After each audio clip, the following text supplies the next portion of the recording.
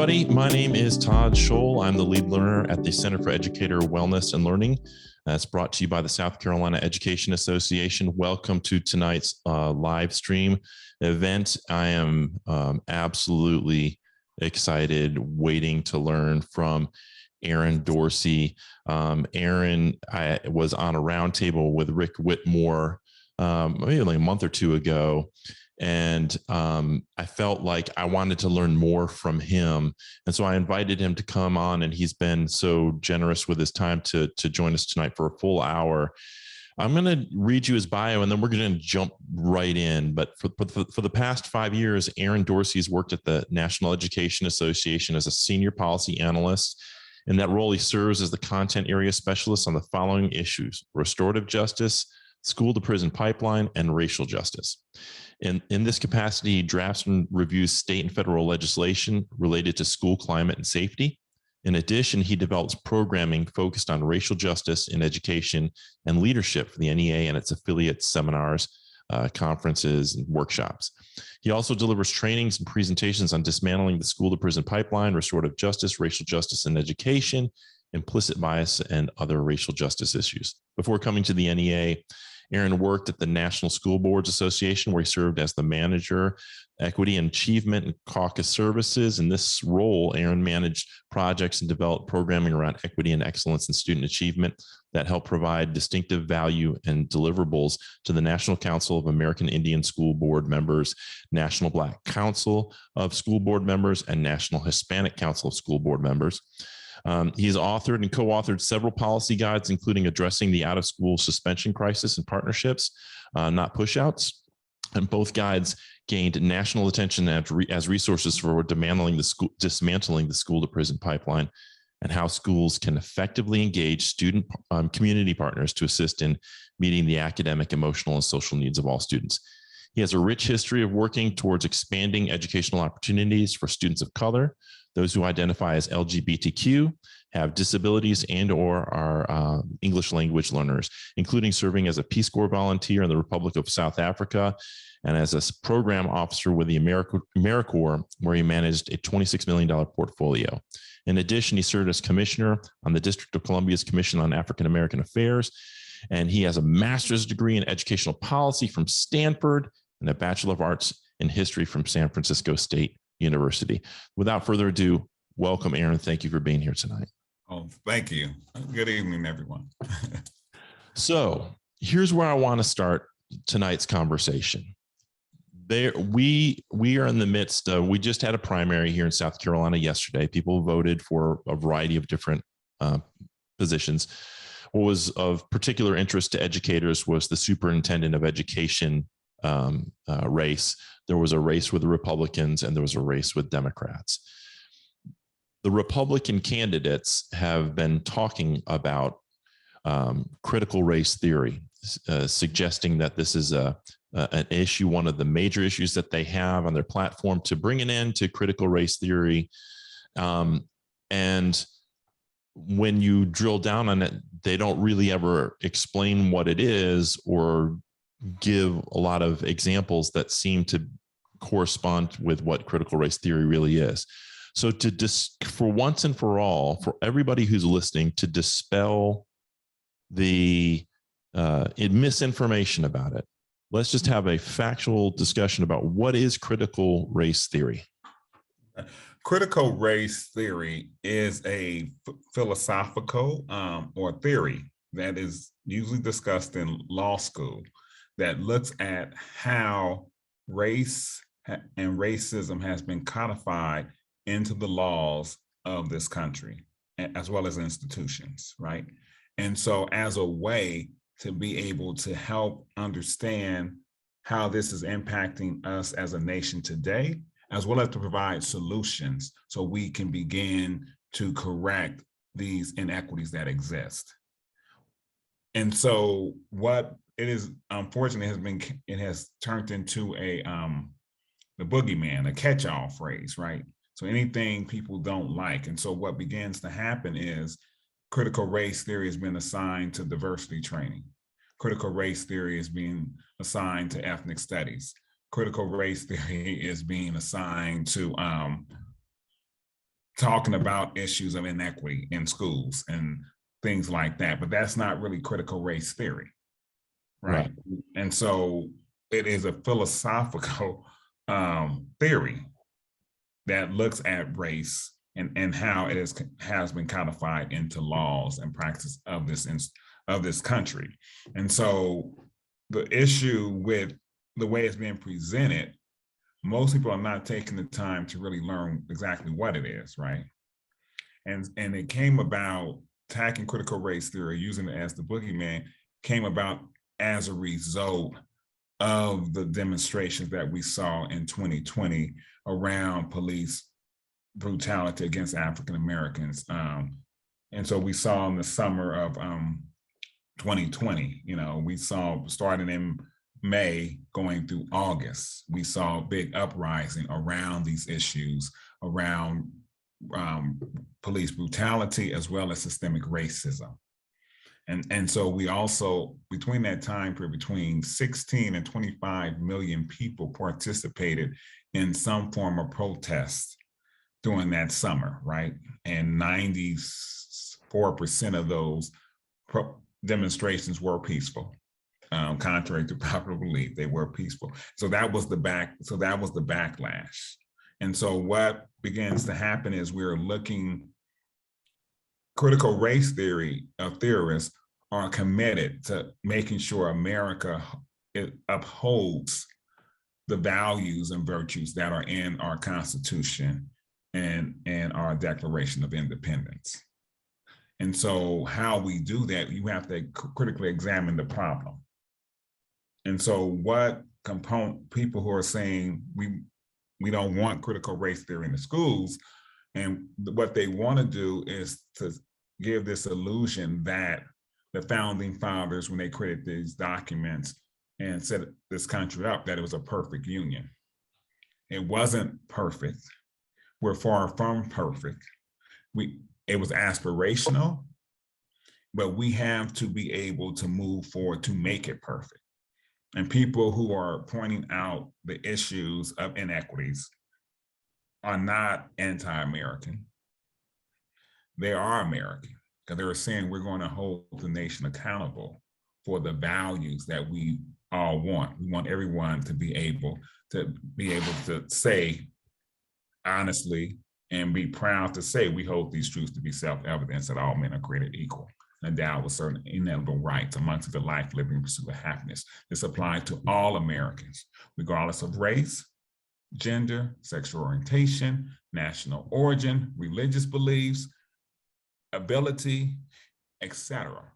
And we know that our country currently, and it hasn't been that everyone, despite all the categories I just listed, has not and does not, and has not applied to them equally, right?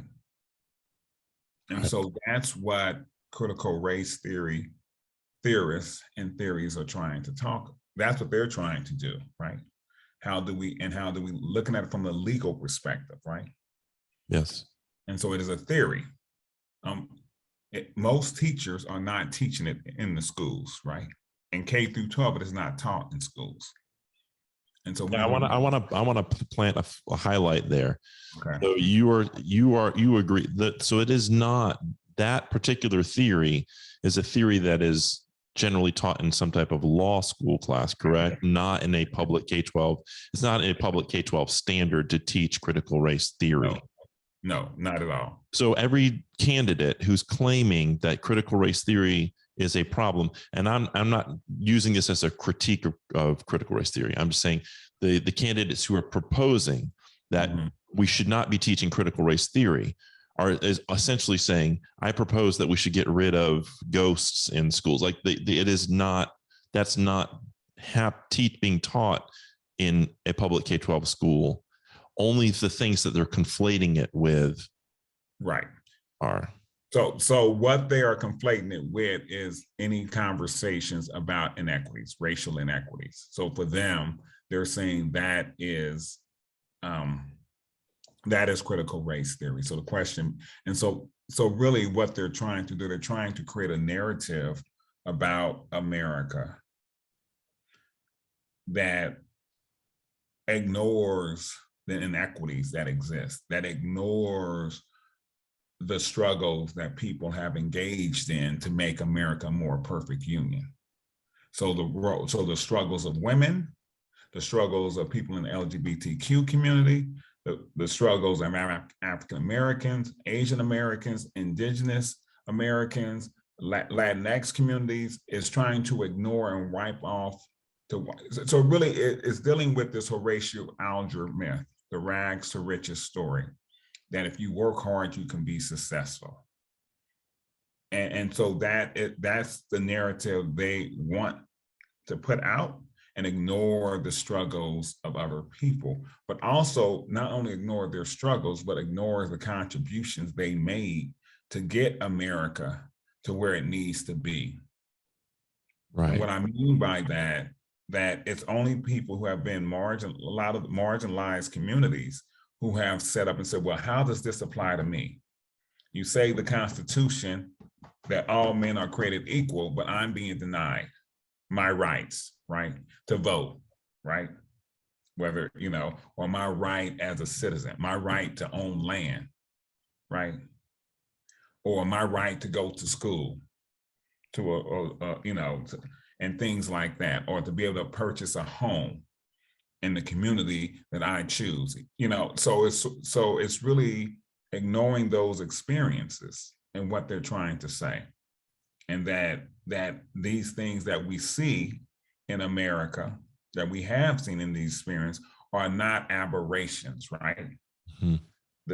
That when we talk about the very founding of America, those who were able to be citizens, when you look at the naturalization law of 1790, was free white males, right? Most of those are land holding. Everyone, even white indentured servants, weren't considered citizens, right? And they weren't free, they was indentured, right? So even then, at the very foundation, it was some inequities, right? Women weren't included. And this is 1790, right? Yeah.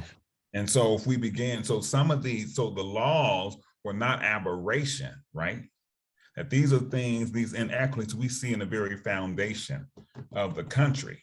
And so the Constitution, all these other things are aspirational, and that every group, when we talk about even immigrants coming from Europe, had to fight to ensure that the laws of the land applied to them as well. So every marginalized group had to push America closer to being able to hold the values of the country in our Constitution, our Declaration of Independence, to be applicable to all and make it real for all. We're not there yet.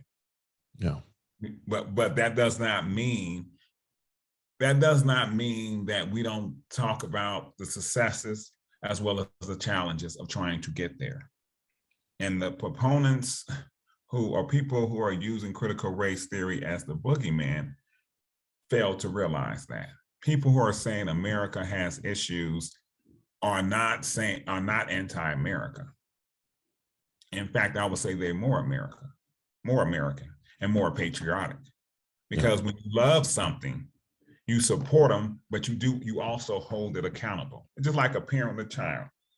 If a child does something wrong, you chastise the child, but you don't stop loving the child, right? Mm-hmm. And so you want it to get better. You want to continue improving. You want to continue building upon successes that you have instead of staying stagnant, for sure. Absolutely. Let me ask you about, there's one of the things that I hear sometimes is, well, this is just people trying to make white people feel guilty or feel white people have shame. What is your response to that? It's not about shaming white people. It's about looking at history, right? That these things happen, right? And so it is about how do we create this perfect union, because we're all impacted by these inequities, right? Everyone is impacted by it, right? When we look at desegregation, for example, and we see some of the counties, as opposed to integrating the pools, they shut the pools down. And so what happened? No one in the community had a pool, Black, white, or otherwise, right? Because one group was trying to say, we should have, since I'm paying tax dollars, I should also be able to enjoy the benefits of the taxes that I'm paying that are creating these recreational opportunities. By shutting the pools down, only people then who were able to enjoy a pool were those who had money, that were able to create their own pool in their backyard, or to join a country club or the YMCA where there was access to a pool. And so the issue is, if we're going to change, we all have to take ownership and acknowledge the history of this country, the good as well as the bad. And so it's not about, and unfortunately in this country, it has been set up where whites tend to benefit, white people benefit from the racial perspective, right? And so if we talk about other type and privilege, and so privilege, when we talk about privileges, some people assume we talk about white privilege or privilege in general, that somehow that diminished my hard work, that I didn't work hard to achieve this. No one is saying that. That's not what privilege is saying. It's saying that the society we're in have given you advantages, so certain things you don't have to worry about, right? Mm-hmm. So for example, if we deal with race, is one thing, most white families do not have to have a talk with their sons or daughters about how to engage when you see the police. That is not something you have to worry about, your child going out and having an encounter with the police. Black families do. They have to have that. So that's a privilege, that you don't have to worry about your child going out and being scared that they run into the police officer. They may or may not come back home. Right. That is a privilege, right? And and then if we talk about privilege as it relates, not just dealing with race, but being a man, there's certain things that you and I don't have to worry about. We know men make more per dollar than women do. That doesn't mean we didn't work hard. It just means that this society value men more so than women, right? Right. It also means that when people may not question our credentials as much when we're speaking, right? Mm-hmm. And so privilege is not also with gender. Privilege can be, if you have, I'm in Arizona, it's really hot. And me and a colleague, me and a colleague was walking, he was talking about the weather and the heat. And we talked about that we have privilege because we have a car. And so the heat is not a big thing for us because we can hop in our car. So we're only moving from the car to the grocery store or to the store or to the hotel, back to the car. But what if we didn't have a car? That means we're out here in the sun in this heat, 105, supposed to be 115 tomorrow, but 105. So that is a privilege. And so privilege, it doesn't mean we didn't work hard, but it does mean that we do have privileges. All Americans have privilege at some level, right? And so going back to what you're saying about, it's about making white people feel guilty. We have a lot of unlearning to do. And so the guilt that comes in is that what we have been taught, all Americans, what we've been taught about America is not the actual story. It's a very romanticized story. And so therefore you could feel guilty because you haven't really been taught, we haven't really been taught about the struggles of all people, right? Mm-hmm. And the narrative has always centered on whiteness and white people. And so now someone is challenging that, by saying, wait a minute, that's not the correct story. And so therefore it could cause some emotional distress, right? Because now you're starting to reflect. So everybody's saying this, but I was told this from my parents, my community, the school, and so forth and so on. And now you're telling me this is wrong. And so so I always say in this work or learning, we have more unlearning to do than learning. Yes. And that's the biggest piece, the unlearning. And once you start unlearning, you realize that it is not to demean white people. It is not to make white people feel uncomfortable, even though it may challenging systems of oppression, whether it's gender, whether it's sexual orientation and things like that. It is uncomfortable for those who may be a part of the dominant group within those spheres. And it may feel like you're being attacked if you do not truly understand the history of what's going on, whether it's the race, in this case, dealing with white people, really understanding the history of this country and how this country has not always been equitable to BIPOC. When we say BIPOC, I'm meaning Black, Indigenous, and people of color. Do you think there's like it feels to me like there's deep psychological roots to the people that seem to almost have a fear of confronting these realities. I mean, when I learned, I took a class in the history of the civil rights movement, and I learned about the brutality that took place in the South. You learn about Emmett Till, and hear about the lynchings that took place, and just barbaric practices that took place. I mean, just a generation ago, along with the Tulsa massacre. You learn these things, and it's weird to me that the response would be, well, I don't want to hear that. We shouldn't be talking about that, instead of saying, holy crap, I can't believe that happened.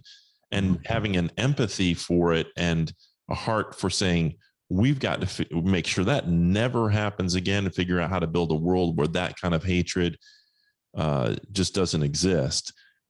What is it that you think, as you've reflected on these issues, that causes one person to have this sense of empathy and sort of maybe even anger or sadness about hearing that, versus other people say, I don't want to hear that, and we shouldn't be talking about it. That just causes division? Well, I think two things. A couple of things. But one thing is that we look at those things as aberrations to the American story, right?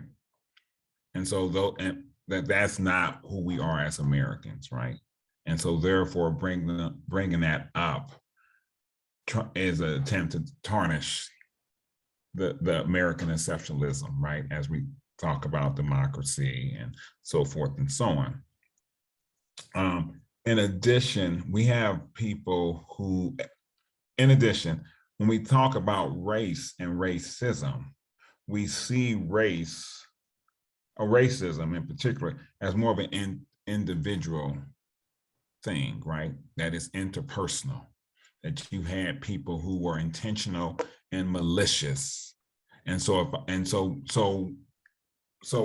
we never looked at how racism is embedded in the practices and policies of institutions today. And so we don't really see people engaging in the atrocities that we see with Tulsa, Oklahoma, right? Right. Or Rosewood in Florida, right? Or in the Red Summer of 1919, or the lynchings. We don't see that type of behavior. We don't see the behavior, well, we may see some of it, but we don't really see it as much, right? And so for a lot of us, we have been socialized or taught that is racism, right? Yes. Because we don't see that behavior as prominent as we did back then, we feel that racism doesn't exist. And so talking about these things that happened in the past is only causing animosities, right? Mm-hmm. Not looking at them as learning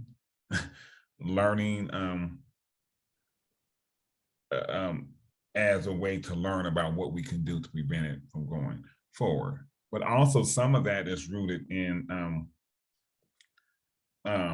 we also live in a society that's very ahistorical, right? Most of us don't know about history. Most of us, there's a debate on what was the cause of the Civil War, right? Mm-hmm. States' rights, was it slavery? That's a debate, right? Yeah. Even now, and so even though if you look at the Confederacy and you look at their documents on why they seceded from the Union, slavery was prominent, right? Yeah. Well, when they say states' rights, we ask, what state right were they fighting for? Right. What was the main right that they wanted to hold on to? Right, but if you look at their own documents on why they seceded from the Union, Right. slavery is prominent. States' rights were not. Right, right.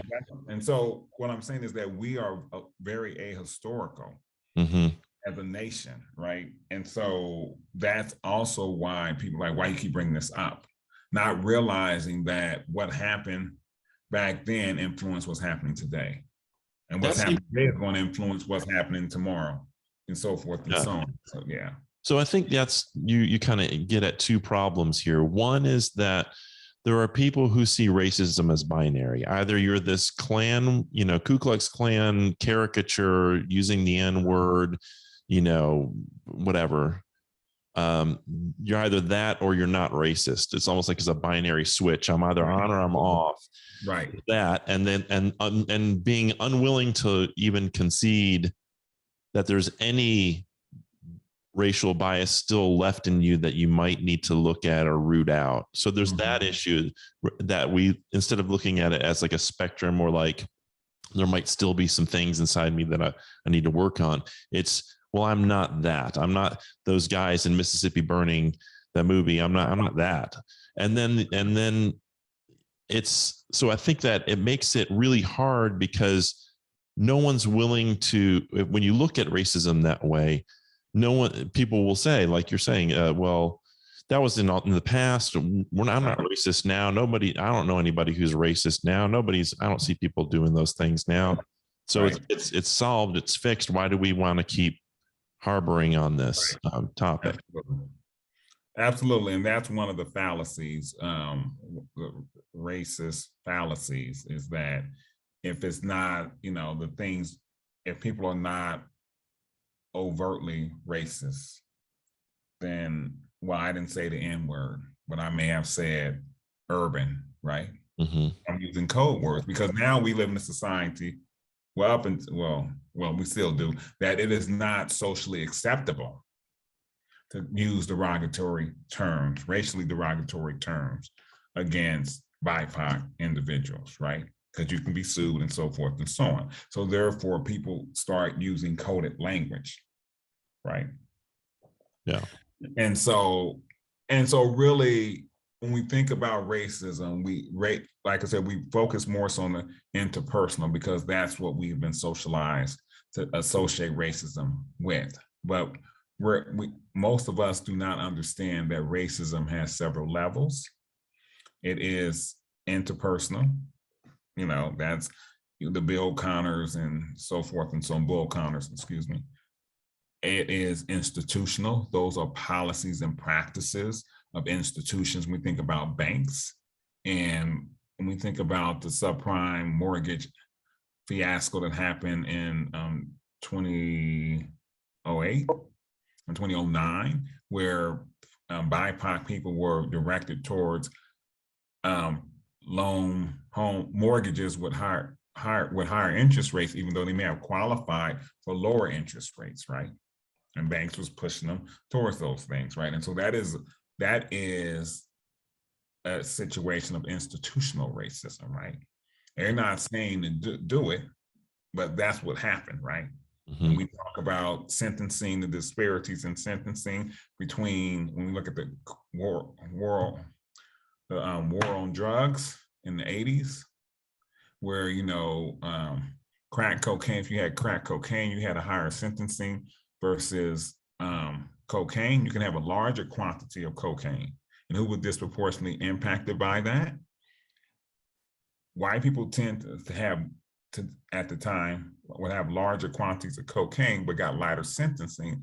But Black and Latinx individuals who may have crack cocaine got higher sentencing. And so therefore we start seeing a disproportionality of the prison industrial complex. And so those are another example of how policies and practices disproportionately impacted one group and along racial lines without actually saying that it is race, right? You don't have to say, put race in there, because we can no longer do that now because of certain laws, because of laws we have that protect people's rights. So there's other ways. So that's another form of institutional racism, right? When we think about racism. The other one is structural racism, when you have several institutions working simultaneously.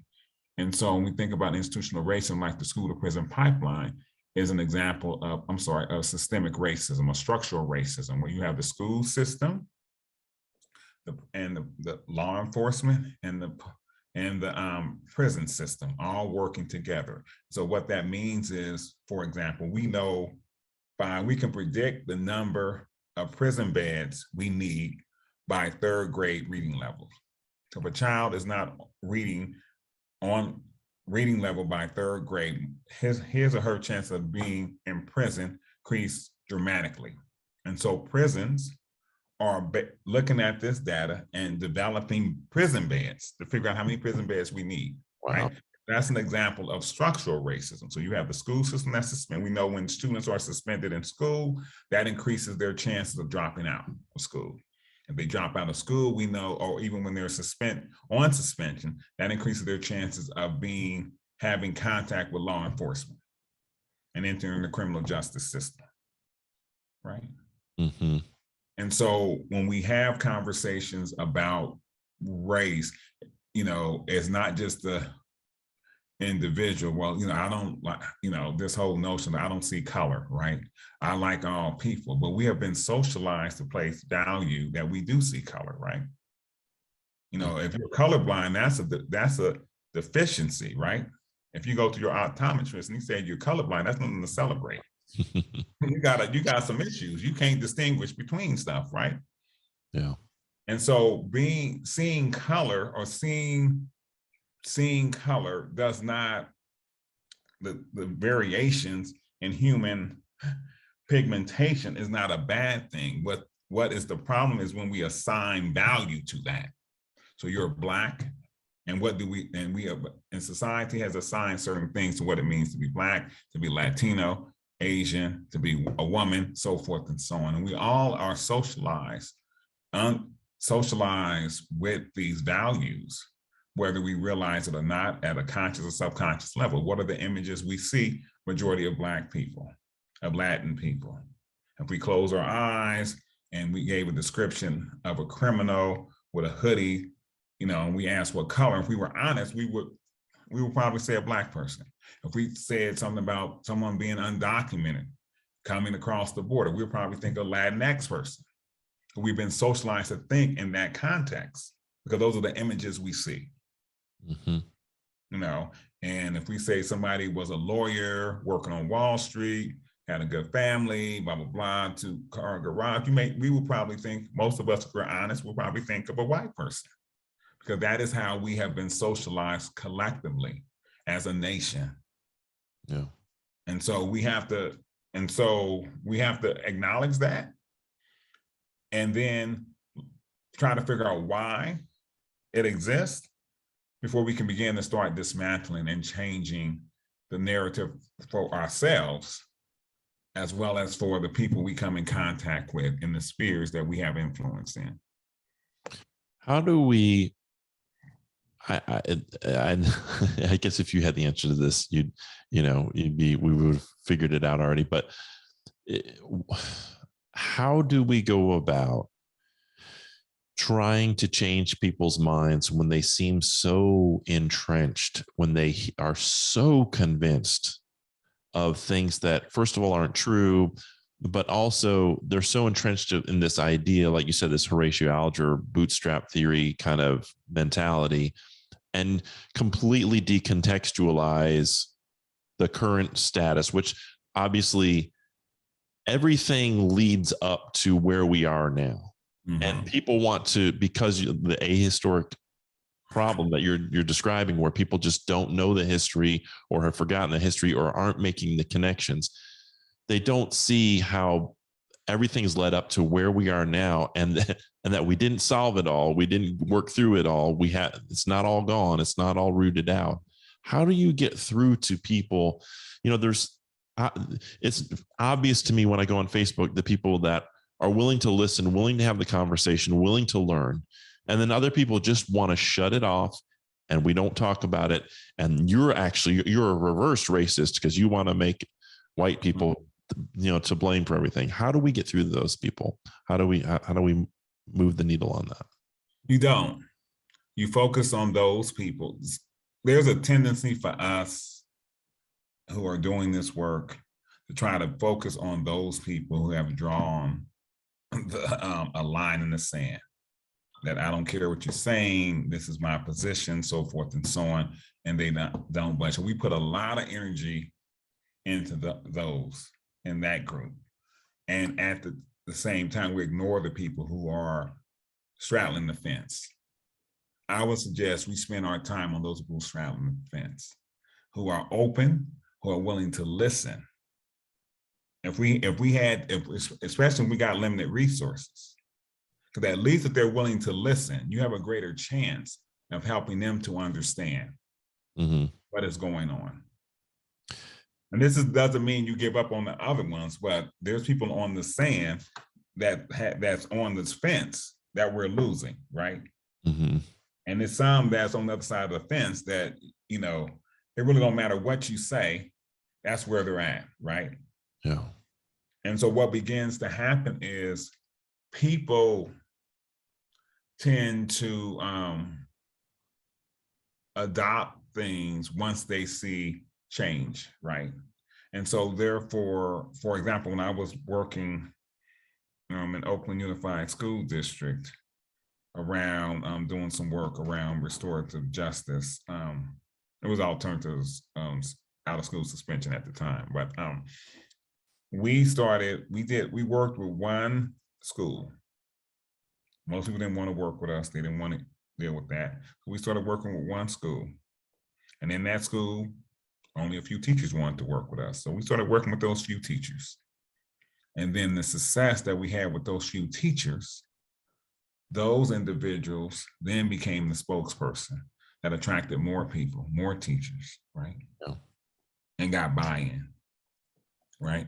And then we got the buy-in with that. And then we started getting calls from other schools. Right. And so by working with people who are willing to listen and helping them, then you can use them as champions. Right. People tend to listen to people who look like them.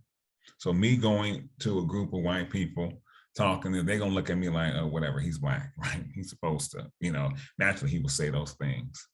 But a white person going in, having these conversations about these issues around racial inequity can have a bigger impact than I could, right? Not saying I couldn't have an impact, but they would have a bigger impact. It's the same as me going to talk about issues around sexism to men and patriarchy to men, right? As opposed to a woman. Men, I'm a man, men would probably listen to me more, and maybe more receptible for me having that conversation. And so I'm saying all that to say that it's best to focus on those who are on the fence, who are willing to listen initially. If people are not willing to listen, there's not much you can do. Yeah. Right. And the solid, that moves us into this solidarity piece. And we talked a little bit before we came on about there are people, and I think educators are guilty of this as much as any other group. I hear a lot of educators say, well, I'm neutral. I'm not political. I don't get into politics. I just go in and I teach, and I don't deal with politics. I don't deal with this stuff. And I've argued that you can't be, Howard Zinn said you can't be neutral on a moving train, and which is a brilliant quote. And I'm trying to say your neutrality is political. You're choosing not to see systemic oppression, and issues that surround you, and to hear from other people saying that there are still issues, and you're saying you're going to ignore it. You and I talking about how that's privilege, but also that's a form of being political. Can you talk about that, about the importance of solidarity? Well, yes, and yes. One is being able, everything is political. So that's the first thing. There's nothing that is not political. The curriculum that you're teaching is political, right? Who is being hired at the school and who is running the school is a political. So to say that I'm not political is not really true. That's the first thing. And we did, and like being able to make a decision that I'm not going to, being able to have that option to say that I'm gonna be neutral in this situation is a privilege. Everyone doesn't have a privilege to be neutral when they are being directly impacted by policies and practices, right? And so that is a privilege to be able to say that. So like for straight people to say that I'm gonna be neutral, I'm gonna be neutral on issues dealing with, you know, the murder of trans women, that is a privilege, right? That's a privilege. You don't really, you know, that's a privilege for you to say that, right? Or to be silent for those of us who are citizens, to be silent on issues impacting undocumented individuals. That's a privilege we have, right? And so we have to acknowledge those privileges that we have by remaining neutral. But the sad part about remaining neutral in the face of inequities, right, is that it all are interconnected, right? And what I mean by that, when I used to work for the National School Boards Association, and when charter schools and the privatization of public schools started with charter schools, and it started mainly in the urban areas, right? A lot of urban schools, major cities, a lot of the suburban and rural school board members in the school board association said that's not our problem. Mm-hmm. Right? And so they remained silent on it, right? When they could have took a stand to support the local governance and how local governance were being attacked, right? With the development of charter schools and the privatization of public schools, right? But now what we have today is we see charter schools in those rural communities as well as in those suburban communities, right? And so it's all interconnected, right? That we are interconnected. So what impacts one community impacts all communities, right? And so the interconnection is, if we're about human rights and civil rights and racial justice and social justice, then we have to stand up for marginalized communities, you know, and that we can be, and we have multiple identities, right? And so this is where the intersectionality comes in, that I'm not just Black, I'm also a man, right? I'm also a non-Christian, right? I'm also a son, right? I'm also a native of Oakland, California, right? All these identities come into play, right? I'm also tall. I'm also a left-handed. You know, I'm not that coordinated, but nevertheless. So all these things represent our identity. And so we have privilege in certain, and we are a part of the dominant group as well as a subordinate group simultaneously with our racial and social identities, right? And so therefore, we don't have the luxury as a nation or as people who are concerned for our country to remain silent on any of these issues, because they're all interconnected. Right. And so when especially when they're targeting, when issues around rights are taken away, so we see the things with voting rights, right? That's currently with IDs and limiting of the ballot boxes and mail-in votes and so forth and so on. That just doesn't just impact communities of color, it impacts disabled people, it impacts elders, right? Who may not be able to get out to the polls. It impacts people, the working class, people who may be in the service industry that can't get off of work, right? Who may not have a car, right? So who can go several miles or, you know, over the county over to vote, whatever the case may be. And so we have to see how things are connected, right? Mm-hmm. And so attacks on women, we talk about reproduction rights, that is an individual right. That is dealing with the individual right of a person, right, to make that decision. So if they attack that, then what's next? Yeah. And so if we don't see the interconnection of things, we will sit by why things are taken away before we realize that our rights are also being infringed on and taken away. Yeah. You know, so the the interconnectedness or intersectionality of these issues are all connected, and we need to understand that. And so some of that understanding really is a result of us taking the time to learn. So reading books, listen to podcasts, watching TED Talks, YouTube videos, even having conversations with other like-minded individuals like ourselves who are committed to this work, right? So a lot of this, the awareness piece, and awareness is ongoing. Although I do the work, it's ongoing. I'm constantly reading new things, learning new things, unlearning a lot of things. Yeah. Because as I said earlier, a lot of the work that we're doing and awareness building is reprogramming what we've been taught and getting those tapes out of our minds and putting in new tapes to be able to truly understand what's going on. And so there's 2 points I want to talk about. One is you and I also talked about the notion that another thing teachers are being charged with is indoctrination. Of course, what they mean by that is it's quote unquote woke liberal indoctrination is what they're inferring by that.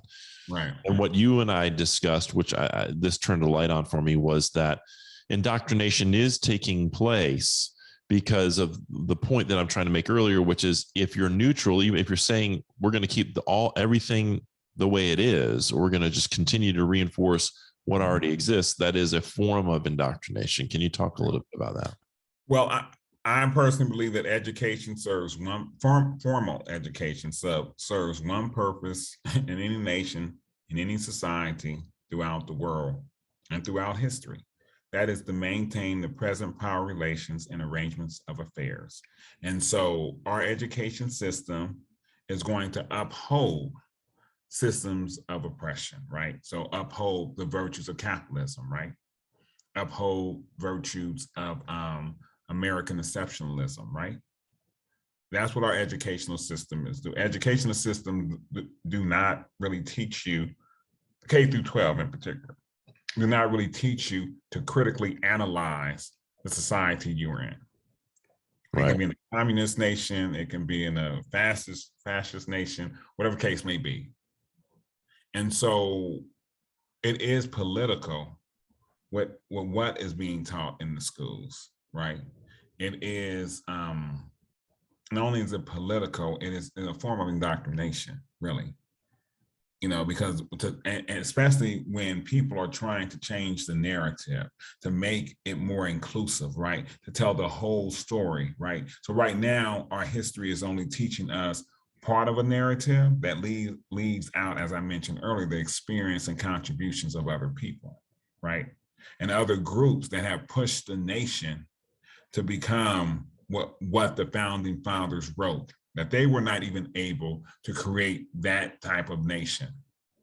But it was aspirational, these things. And because it was aspirational, other groups who have came into this country, voluntarily or involuntary, to be able to say, we're going to hold you accountable.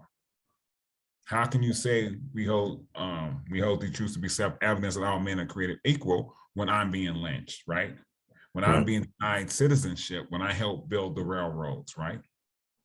I mean, look at Japanese Americans, right? Or the contributions of even Irish people, the Irish, we're coming over here and being denied citizenship, being seen as othered, right?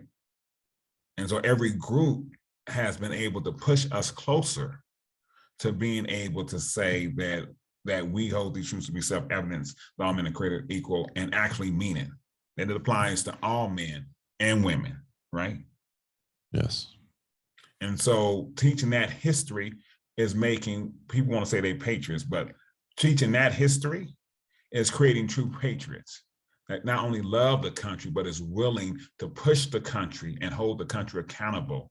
So therefore, these words are applicable to everyone, regardless of race and gender, sexual orientation, ability, national origin, etc. Yeah. And so the option, the fact that people don't want that implies that they're okay with the disparities. They're okay with the with the inequities that exist. But these inequities also exist with whiteness, with white people, right? That they're not, all white people are not benefiting from, they have the illusion of whiteness, right? But when we look at what's going on in Wisconsin, not Wisconsin, West Virginia, right, with the unemployment rate and all these other things, these are issues, but saying that I don't want to discuss these things. For example, we talk about the Affordable Care Act. People are saying, well, I got it was demonized, as being Obamacare. Well, people are like, well, I don't want Obamacare. Right. But benefiting from the Affordable Care Act that benefit all Americans, right?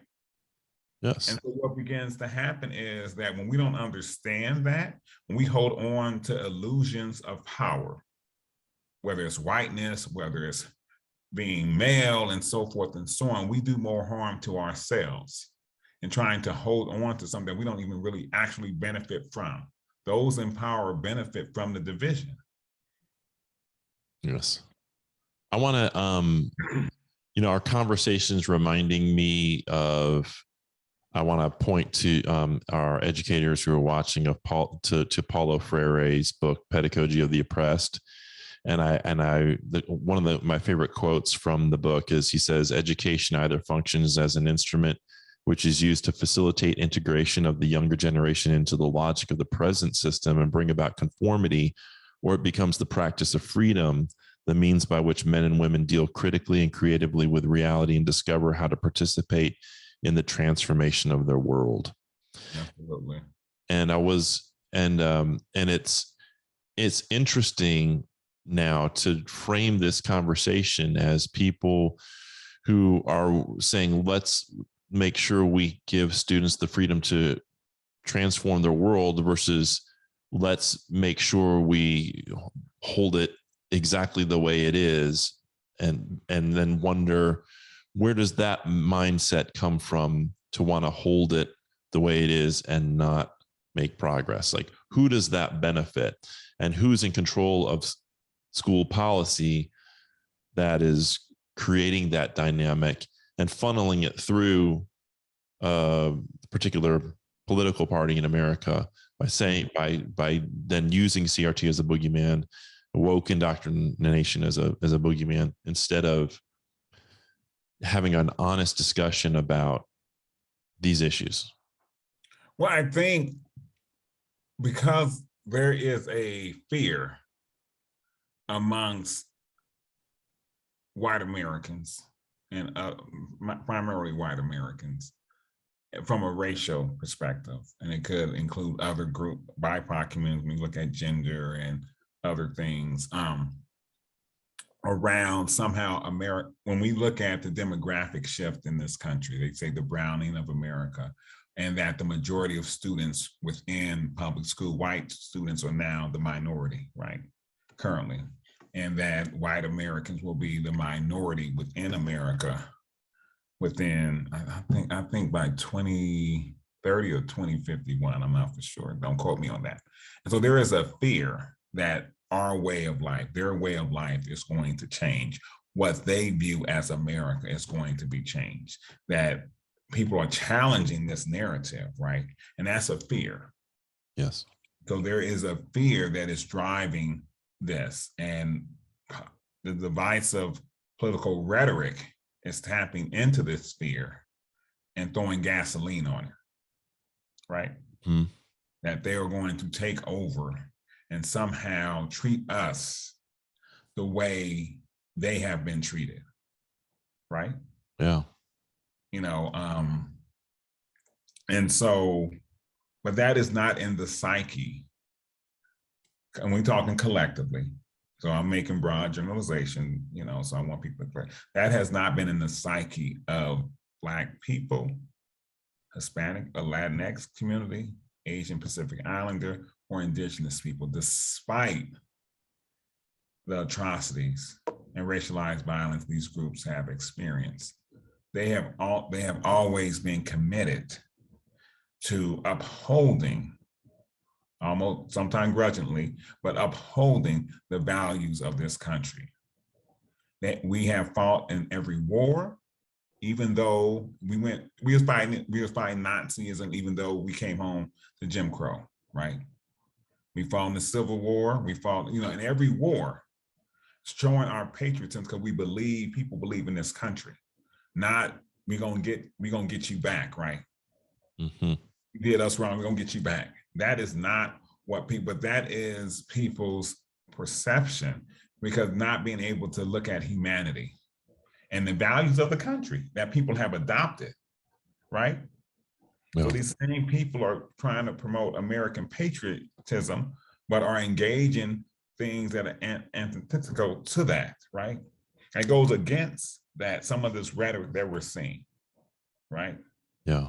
Being able to teach a true history of America is going to help the younger generation to be able to create that perfect union that we talk about, right? To be able to have a transformational journey of this country around racial, socioeconomic lines, right?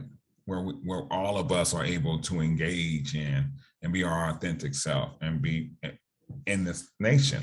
And so adults are using children as a way to mobilize people to be able to uphold a system that's not benefiting the vast majority of us.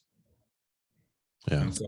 And so it's very similar to when we think about the Bacon Rebellion that happened in the 17th century, where it was white indentured servants, enslaved Africans, and indigenous, who organized against the aristocracies, right? The landholding whites for unfair treatment. And so what happens is during that time period, and it's continuing to work to this day, they create the whole concept of using race to divide the solidarity amongst oppressed groups, right? Right. So we're going to start giving you, we're going to make white something special and unique, right? So you have certain benefits that the indigenous doesn't have and the Africans don't have. And we see that still working today, right? And they did, I think, if you correct me if I'm wrong, but even Italian people, Greek people were not considered white when they first were or Irish, America, or Irish. Yeah. Or Irish. Mm-hmm. And I think this leads to the last question, because we're coming up on 8 o'clock and I want to honor the time that I told you, but about the whole idea of social constructs. And I think this is something that's really hard for people to wrap their heads around, because when you grow up with the idea of black, white, gay, straight, male, female, gender identities, things of that nature, it's very hard not to see that as just base reality rather than social constructs, just things that we just over time started to think about.